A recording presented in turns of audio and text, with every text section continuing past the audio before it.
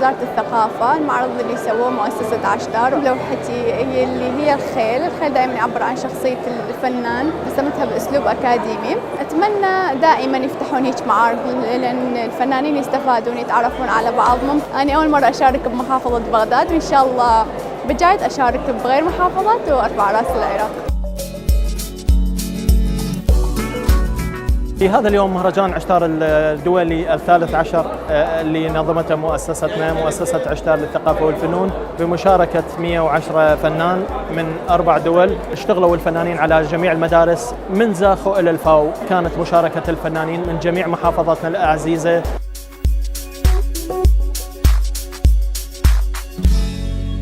بالنسبة لي هاي ثالث مشاركة على مستوى الوزارة. اليوم شفت يعني اكو تنظيم رائع، التنسيق، الحضور. شاركت بلوحة تعبيرية كانت بالألوان الأكريليك على الكانفاس، تعبر عن المرأة الرقيقة المليئة بالإحساس والمشاعر وخيالها الواسع. اسمي مايا حسام، وهي مشاركتي لمهرجان اليوم. عن جد انبسطنا اليوم. صراحة أول مرة إلي ألون، يعني أنا بالعادة أرسم فحم. كثير صراحة عجبتهم لوحتي وإجوا سألوني عنها، وفي كثير ناس لطيفة بدها تقدم لي الدعم.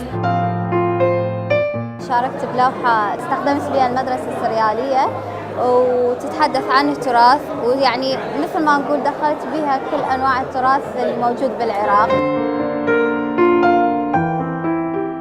طبعا اليوم الأعمال جدا جميلة، وفرحنا إنه أكو طاقات شبابية هواي جديدة، لأن كل معرض يكونون قليلين أكثر، يعني فئات عمرية أكبر. حقيقة المعرض كان متنوع، أعتقد كل المحافظات العراقية شاركت بهالمعرض هذا، واللوحات تعبر عن واقع حلو. اللي لاحظته اليوم بالمعرض هي مشاركة البنات. يعني شفت من الشابات الصغار يعني ينتمون إلى مدارس متعددة، شيء رائع لهم في التكنيك وفتت كلش حلو.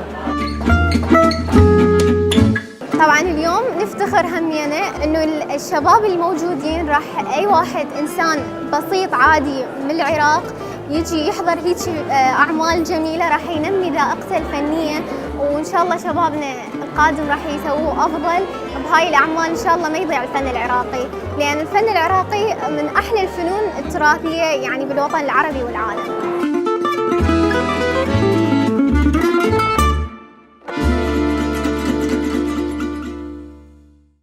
خوش حكي احنا نحكي